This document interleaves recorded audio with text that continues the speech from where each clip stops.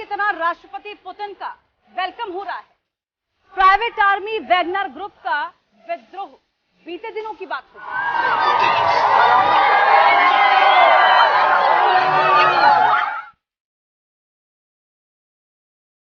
लेकिन इसके बाद भी वैगनर आर्मी और प्रिगोजिन का खतरा टला नहीं है।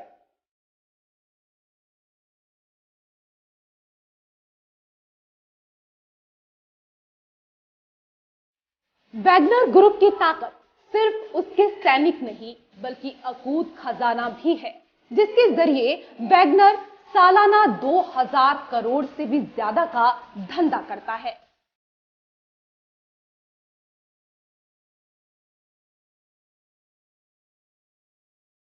कहने के लिए सीज फायर है।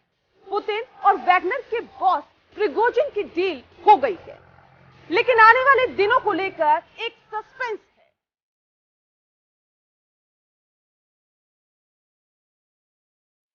वैगनर ग्रुप लगातार अपनी ताकत में इजाफा कर रहा है, यानी बात अगर फिर से बिगड़ी तो दूर तक चली जाएगी।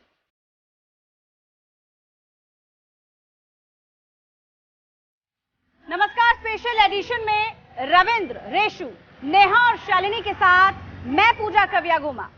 आज कहानी वैगनर ग्रुप के खजाने की, साथ ही पुतिन की, जिन्होंने कुर्सी फिलहाल बचा ली है, लेकिन खतरा उनके सिंहासन पर अब भी मंडरा रहा है। क्योंकि अगर पुतिन के पास सेना और दौलत है तो प्रिगोजिन भी ना तो मिलिट्री पावर में कम है और ना ही दौलत में। वैगनर का खजाना।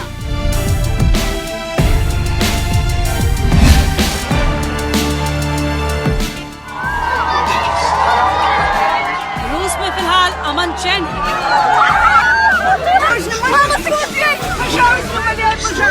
वैगनर के साथ सीज फायर है और राष्ट्रपति व्लादिमीर पुतिन का कॉन्फिडेंस लौट चुका है।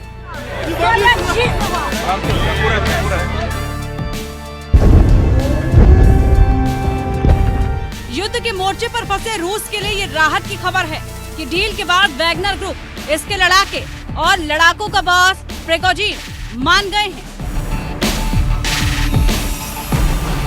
वैगनर आर्मी का बॉस प्रिगोजिन बेलारूस चला गया है और रूस चैन की सांस ले रहा है।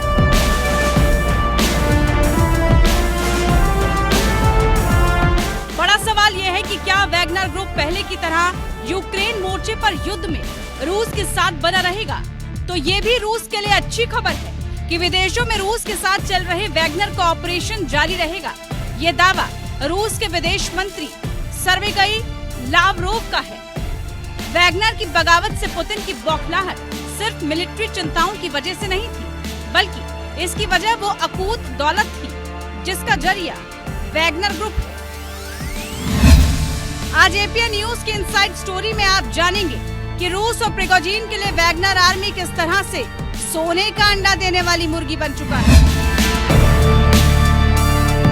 सेंट्रल अफ्रीकन रिपब्लिकन यानी दुनिया के सबसे गरीब मुल्कों में से एक, आबादी सिर्फ 54 लाख, यानी दिल्ली और नोएडा से भी काफी कम, लेकिन यही मुल्क बन गया है प्रिगोजिन और वैगनर के लिए दौलत उगलने वाली मशीन। एपीएन न्यूज की इनसाइड स्टोरी में रिसर्च करने पर पता चला कि सेंट्रल अफ्रीकन रिपब्लिकन पूरी तरह से वैगनर के शिकंजे में है। यहाँ की गोल्ड माइन से सालाना 2378 करोड़ बटोरता है वैगनर ग्रुप। सुरक्षा से लेकर खनन के सभी लाइसेंस वैगनर ग्रुप ने हथियाए हैं। शेल कंपनियों के जरिए सोने के खदानों पर किया कब्जा। जब शेल कंपनियों पर बैन लगा तो लोकल लोगों के नाम पर धंधा। सेंट्रल अफ्रीकन रिपब्लिक की राजधानी है बांगुई। बांगुई से 400 किलोमीटर दूर है डेसिमा गोल्ड माइन। महज 2 साल पहले तक यहाँ खनन मैनुअल तरीके से होती थी, यानी हाथ से खान मजदूर खुदाई करते। लेकिन वेस्टर्न मीडिया ने सैटेलाइट इमेजेस के जरिए खुलासा किया है कि वैगनर ने कब्जे में लेने के बाद से सोने की खदान में हैवी मशीनरी लगा दी है।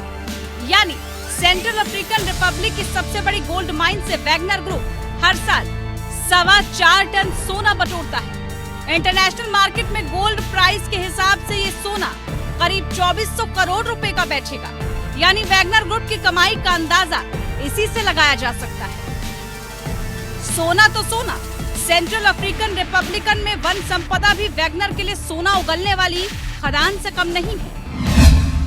2021 में वैगनर ने बोइसरोग सारलू कंपनी के नाम से लाइसेंस लिया। 1.86 लाख हेक्टेयर में फैले जंगलों पर वैगनर ग्रुप ने मोनोपोली की। 27 एकड़ में फैला है टिम्बर यार्ड। टिम्बर से सालाना 44 करोड़ कमाई। यहाँ का टिम्बर चीन, डेनमार्क, फ्रांस और पाकिस्तान में सप्लाई। सेंट्रल अफ्रीकन रिपब्लिक में सबसे पॉपुलर बियर है टिलोर। टिलोर बियर बनाने वाली कंपनी पर वैगनर का कब्जा है। ये कंपनी बियर के अलावा वोदका भी बनाती है। टिलोर का मुकाबला फ्रांस की केसेल बेवरेज से था। इसी साल मार्च में वैगनर के लड़ाकों ने केसेल बेवरेज का प्लांट फूंक दिया। ये प्लांट सेंट्रल अफ्रीकन रिपब्लिक की राजधानी बांगुई में था।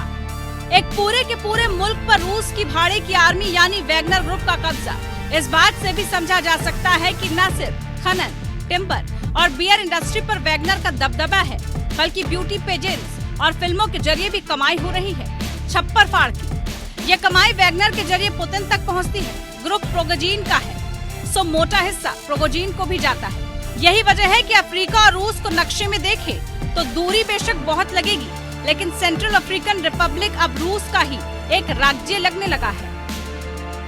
कैपिटल बांगुई के रूसी भवन में रूसी भाषा का कोर्स चलाया जाता है। वैगनर समूह यहाँ रेडियो स्टेशन और सौंदर्य प्रतियोगिताएं स्पॉन्सर करता है। सेंट्रल अफ्रीकन रिपब्लिक में सबसे ताकतवर चर्च है, सो चर्च को अपने पक्ष में करने के लिए रूस आर्थिक मदद करता है। 2012 में एक मूवी रिलीज हुई थी, टूरिस्ट। ये फिल्म वैगनर से जुड़ी कंपनी ने ही बनाई थी। इस मूवी को देखने के लिए बांगो स्टेडियम में हजारों लोग उमड़े थे। यानी एक किस्म से वैगनर ग्रुप के जरिए रूस ने सेंट्रल अफ्रीकन रिपब्लिक को अपनी कॉलोनी बना लिया है। उपनिवेश वैसा ही जैसा। यानी एक किस्म से वैगनर ग्रुप के जरिए रूस ने सेंट्रल अफ्रीकन रिपब्लिक को अपनी कॉलोनी बना ली। उपनिवेश वैसा ही जैसा एक दौर में भारत के साथ ब्रिटेन की ईस्ट इंडिया कंपनी ने किया था।